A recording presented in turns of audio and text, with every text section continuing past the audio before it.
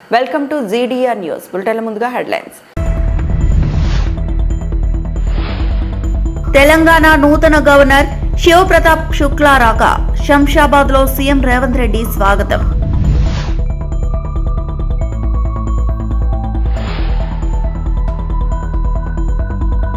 రైతుల పరిస్థితి దారుణం. మోదీ చంద్రబాబుపై షర్మిల ఫైర్.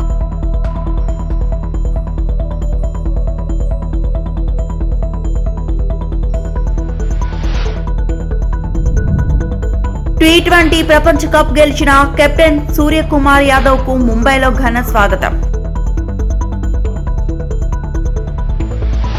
తెలంగాణ రాష్ట్ర నూతన గవర్నర్ గా నియమితులైన శివప్రతాప్ శుక్లా శంషాబాద్ విమానాశ్రయం చేరుకున్నారు. ముఖ్యమంత్రి రేవంత్ రెడ్డి ఆయనకు ఘన స్వాగతం పలికారు. ప్రభుత్వ ప్రధాన కార్యదర్శి రామకృష్ణారావు, డీజీపీ శివధర్ రెడ్డి, మంత్రి శ్రీధర్ బాబుతో పాటు ఉన్నతాధికారులను సీఎం ఆయనకు పరిచయం చేశారు.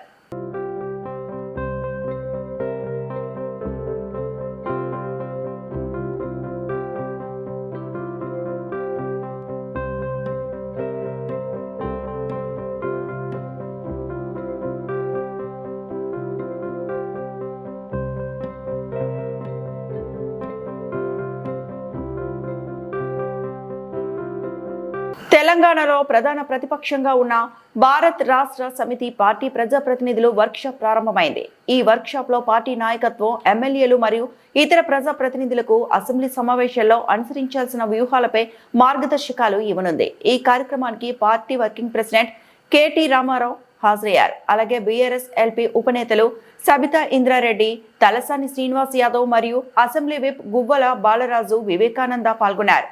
వర్క్షాప్ లో ముఖ్యంగా అసెంబ్లీ సమావేశాల సమయంలో ప్రభుత్వం తీసుకుంటున్న నిర్ణయాలపై ఎలా స్పందించాలి, ప్రజా సమస్యలు ఎలా ప్రస్తావించాలి, ప్రతిపక్షంగా పార్టీ పాత్రను ఎలా బలంగా వినిపించాలి అనే అంశాలపై చర్చ జరుగుతోంది. రాబోయే అసెంబ్లీ సమావేశాల్లో పార్టీ ప్రజాప్రతినిధులు ఏకాభిప్రాయంతో పనిచేసి ప్రజా సమస్యలు బలంగా ప్రస్తావించాలనే ఉద్దేశంతో ఈ వర్క్షాప్ నిర్వహిస్తున్నట్లు బీఆర్ఎస్ నాయకులు వెల్లడించారు.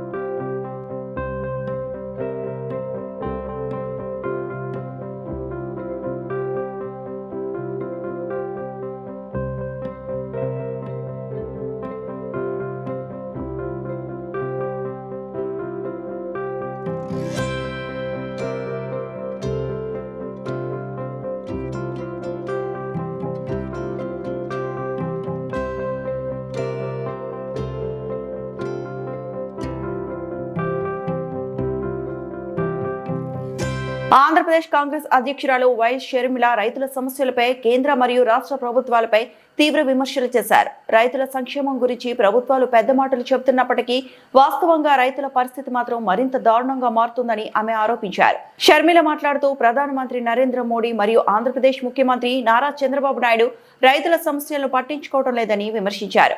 రైతుల రుణభారం పెరుగుతుండగా పంటలకు సరైన ధరలు దక్కడం లేదని ఆమె అన్నారు.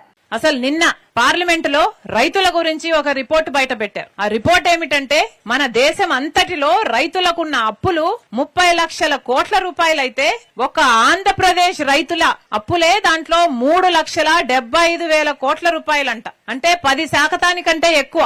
అంటే మన రాష్ట్రంలో రైతులు 2వ స్థానంలో ఉన్నారు అప్పుల్లో. అంటే అందరికంటే ఎక్కువ స్థానంలో ఆంధ్ర రాష్ట్రం ఉంది. ఎంత ఘోరం అంటే ఇది. కనీసం ప్రతి రైతుకు మన రాష్ట్రంలో 2 లక్షల నుంచి 7.5 లక్షల రూపాయల వరకు అప్పుందన్నమాట. అంటే ఈ రోజు మన ఆంధ్ర రాష్ట్ర రైతాంగం మొత్తం అప్పుల పాలైపోయింది. ఎవరు పట్టించుకుంటున్నారు? చంద్రబాబు గారేమో ఇది రైతు సంక్షేమ ప్రభుత్వం అని చెప్తారు. ఏది రైతు సంక్షేమ ప్రభుత్వం? రైతుల్ని అప్పుల్లో ముంచడమే రైతు సంక్షేమమా మీకు? చంద్రబాబు గారు చెప్తారు మేము వ్యవసాయాన్ని లాభసాటిగా చేస్తారట. రైతులను అప్పుల్లో ముంచడమే మీరు వ్యవసాయాన్ని లాభసాటిగా చేయడమా? చంద్రబాబు గారు సమాధానం చెప్పాలి. అసలు చంద్రబాబు గారు అన్నదాత సుఖీభవ అని 20,000 రూపాయలు ప్రతి రైతుకు ఇస్తానన్నాడు. కానీ చంద్రబాబు గారు ఇస్తున్నారేమో 20,000లో 14,000 ఈయనిస్తాడు, 6,000 ఏమో పీఎం కిసాన్ కలిపి ఇస్తున్నాడు. కానీ మేనిఫెస్టోలో ఇది చెప్పలేదు. సూపర్ 6 లో చెప్పినప్పుడు మాత్రం 20,000 నేనే ఇస్తానన్నాడు చంద్రబాబు గారు. కానీ ఇవ్వటం లేదు. 93 లక్షల మంది రైతులు మన రాష్ట్రంలో ఉంటే చంద్రబాబు గారు ఇస్తున్నది కేవలం 47 లక్షల మందికి మాత్రమే. అది కూడా ఆ 14 లక్షలు కూడా ఇస్తున్నది కేవలం 47 లక్షలు, అంటే సగం మందికి మాత్రమే ఇస్తున్నారు. ఇక కౌలు రైతులకైతే మన రాష్ట్రంలో అసలు దిక్కేలేదు. ఎంత గోడు ఎంత ఏడ్చుకున్నా కూడా అసలు ఒక్కరు కూడా కౌలు రైతును పట్టించుకునే పరిస్థితే లేదు. రైతు కూడా పండించిన పంట ఎంత మంది రైతులు గిట్టుబాటు ధర రావటం లేదు అని ఏడుస్తున్నారు. కనీసం మద్దతు ధర ఉండి కూడా దాన్ని అమలు చేయరు. ఇక రైతు ఎలా బాగుపడాలి, రైతు ఎలా బతకాలి? ముష్టి 500 కోట్లు పెట్టాడు చంద్రబాబు గారు బడ్జెట్ లో ధర స్థిరీకరణ నిధి కోసం. ఏం సరిపోతుంది? ఏ రైతుకు సరిపోతుంది? పోనీ 500 కోట్లైనా వాడుతున్నారా అంటే అది వాడరు. దాన్ని మళ్ళీ డైవర్ట్ చేస్తారు. కనీసం యూరియా కొందామంటే దొరకటం లేదు. ఇంత అధ్వానంగా ఉంది రైతుల పరిస్థితి మన రాష్ట్రంలో. దీనికి అంతటికీ కారణం కూటమి సర్కారే. మీ భూమి మీ హక్కు ఇక నుండి ప్రభుత్వ లోగోతో పట్టాదారు పాస్ పుస్తకాలు. ఇది ముఖ్యమంత్రి చంద్రబాబు నాయుడు దార్శనికత. గ్రామ సభలో స్పష్టం చేసిన Emmiganur MLA doctor BV Jayanageswara Reddy Nandavaram మండలంలో రాయచోటి గ్రామంలో నిర్వహించిన పట్టాదారు పాస్బుక్ పంపిణీ గ్రామ సభలో ఎమ్మెల్యే డాక్టర్ బివి జయనాగేశ్వరరెడ్డి పాల్గొన్నారు. మొదటగా ఎమ్మెల్యే గ్రామంలోని వ్యవసాయ భూములను సందర్శించి రైతులతో కలిసి భూమి సర్వే మరియు సరిహద్దులను పరిశీలించారు.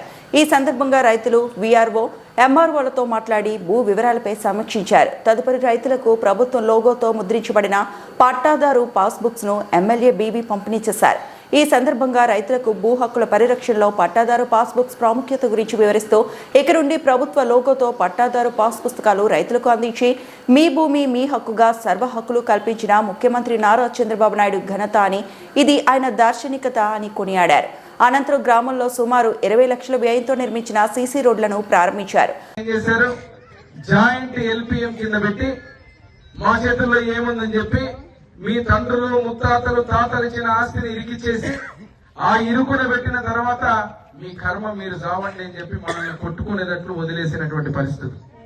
దానికి పరిష్కారమే ఈరోజు ఆ ఎల్పిఎం ని సర్వే నెంబర్లకు ఒక్కొక్క సర్వే నెంబర్ కి ఒక్కొక్క ఎల్పిఎం ఇచ్చి ఈ రోజు చంద్రాకున్నటువంటి 1 ఎకరా 20 సెంట్లలో దాదాపుగా 2 సర్వే నెంబర్లు, ఒకటి 646, ఒకటి 744.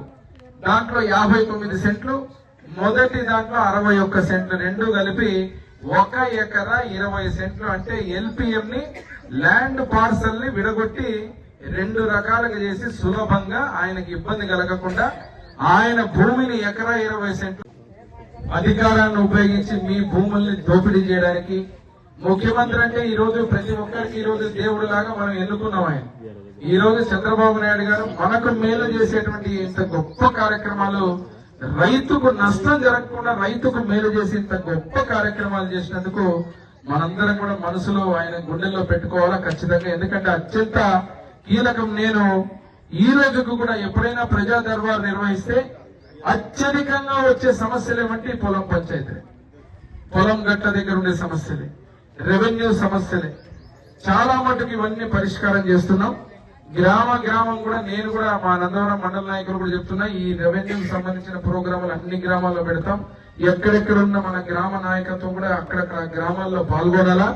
దీంట్లో T20 ప్రపంచ కప్ లో సత్తా చాటిన టీమిండియా క్రికెటర్ ఇషాన్ కిషన్ కు బీహార్ లో ఘన స్వాగతం లభించింది. ఇషాన్ రాకతో మంగళవారం పాట్నా విమానాశ్రయానికి అభిమానులు భారీ సంఖ్యలో చేరుకున్నారు. పూలమాలలు వేసి తమ అభిమాన క్రికెటర్ కు ఘన స్వాగతం పలికారు.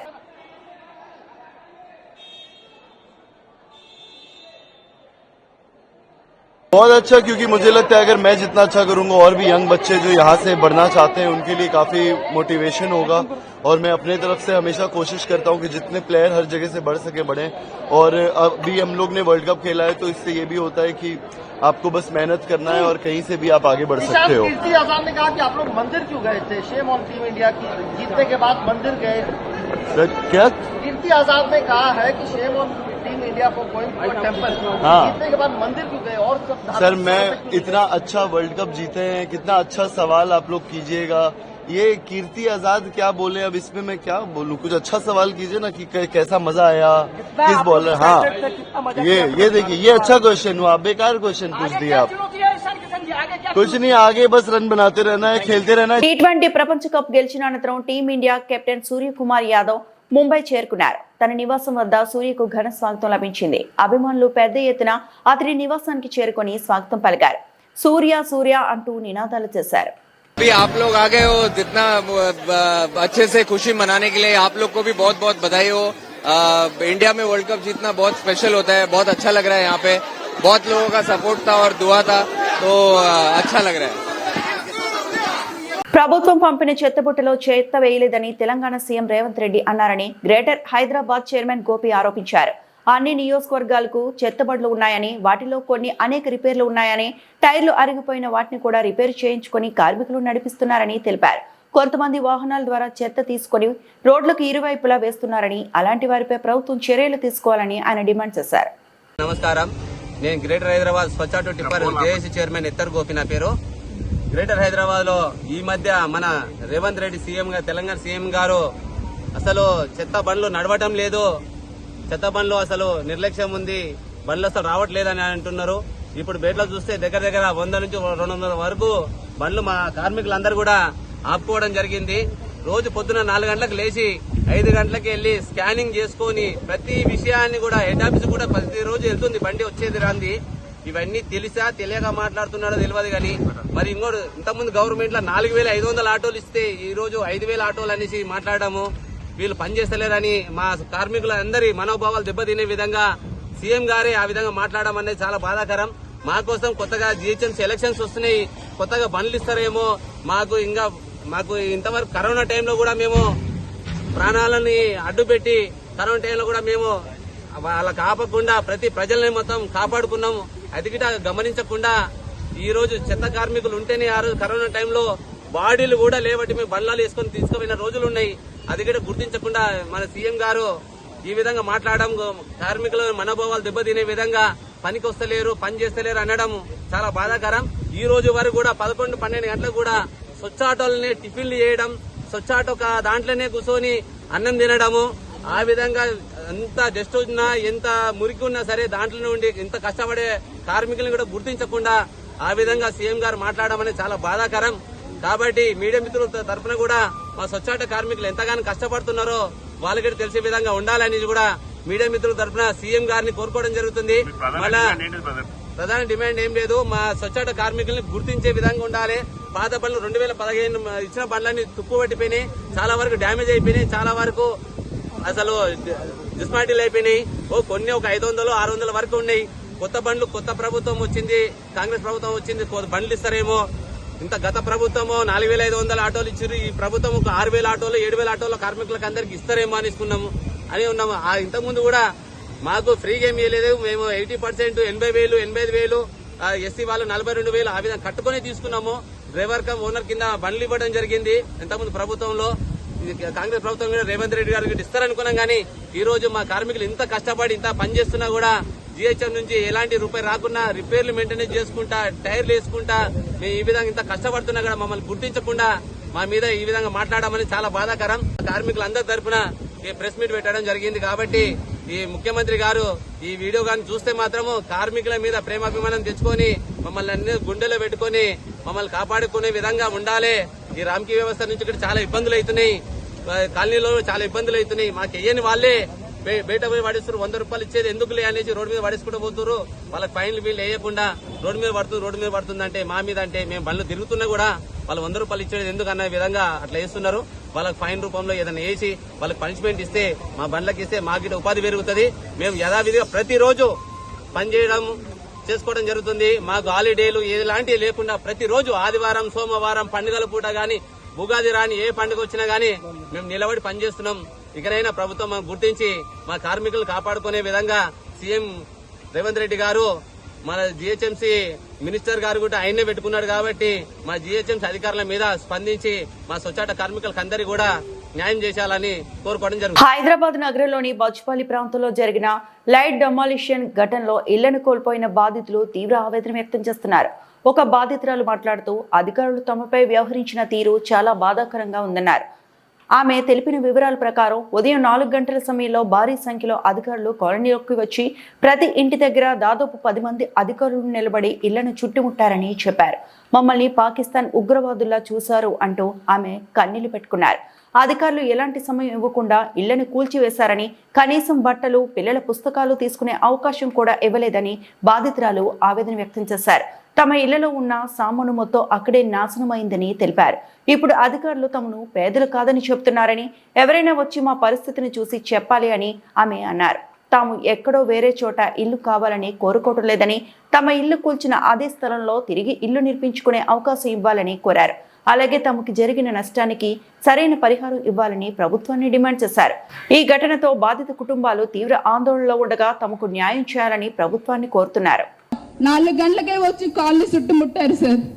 చుట్టుముట్టేసేసి ఏమో దొంగల్లాగా మేమేదో పాకిస్తాన్ టెర్రరిస్ట్ లాగా, మేము పాకిస్తాన్ టెర్రరిస్ట్ లాగా చుట్టుముట్టేశారు. ఇదేంటి ఇంత జనం వచ్చారు, ఎప్పుడు లేదే, చిన్నపిల్లలు ఏడుస్తున్నారు, ఇంత జనాలను చూస్తే పిల్లలు ఏడుస్తున్నారు, కూల్ చేస్తున్నారు. కనీసం బట్టలు తీసుకోవడానికి కానీ అక్కడ ఉన్న వస్తువులు తీసుకోవడానికి కానీ ఏం అవకాశం లేదు. ఏందయ్యా అంటే మీరు ఎవరు మాట్లాడదు సార్. ఒక ఇంటికి ఒక 5 మున్సిపాలిటీ వాళ్ళు, ఒక 6 పోలీసు వాళ్ళు ఒక్క ఇంటికి సార్, ఒక్క ఇంటికి అలా కాపలా కాసి ఎలా చేస్తున్నారంటే చెప్పాలా? మీరు లోపలికి వెళ్ళొద్దు, ఏ సామాను ముట్టుకోవద్దు, మీకు అధికారం లేదు అన్నట్టు దౌర్జన్యంగా సార్. బట్టలు తీసుకోవడానికి కానీ అక్కడున్న కనీసం తినే వస్తువులు, బియ్యము, నూనె, ఉప్పు, పప్పులు ఏమన్నా కొనుక్కొని తెచ్చుకున్నా అవి తీసుకోవడానికి కూడా మాకు అవకాశం ఇవ్వలేదు సార్. అలా దారుణంగా కూల్ చేశారు. ఎవరి భూమి? మేమేమి ప్రభుత్వ భూములలో లేమే, ప్రభుత్వ భూములలో లేము కదా. మేమున్నది మాకు పేదల కోసం ఇచ్చిన ఒక భూదాన భూమిలోనే ఉన్నాము. అది మా భూమి, మేము ఉండే హక్కు మాకు ఉంది. మేము నిజమైన పేదవాళ్ళం. మేము పేదవాళ్ళం కామని వాళ్ళంటే చెప్తారండి. వచ్చి సర్వే చేసిరా? ఏ రోజైనా కలెక్టరు కిటికీలో నుంచి ఇలా చూస్తే కనిపిస్తుంది మా కాలనీ. కనీసం అక్కడికి వచ్చి మా కాలనీ అలా వస్తుంది కదా, కనిపిస్తుంది. ఏ రోజైనా వచ్చి మీరు నిజమైన పేదవాళ్ళం కాదా ఏ రోజైనా చూసాడా? ఈ రోజు పేదవాళ్ళు కాదని ఎలా చెప్పగలుగుతాడు? మాకు ఇదంతా తెలియదండి.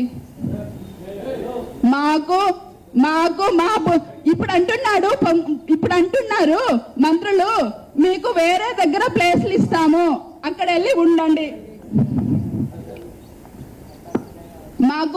మీకు ఎక్కడ వేరే దగ్గర ప్లేసులు ఇస్తాము, ఇంటి స్థలాలు ఇస్తాము, అక్కడ వెళ్ళి ఉండండి, అక్కడే మీకు ఇళ్ల స్థలాలు ఏర్పాటు చేస్తాను నిజమైన పేదవాళ్ళకి అని చెప్తున్నారు.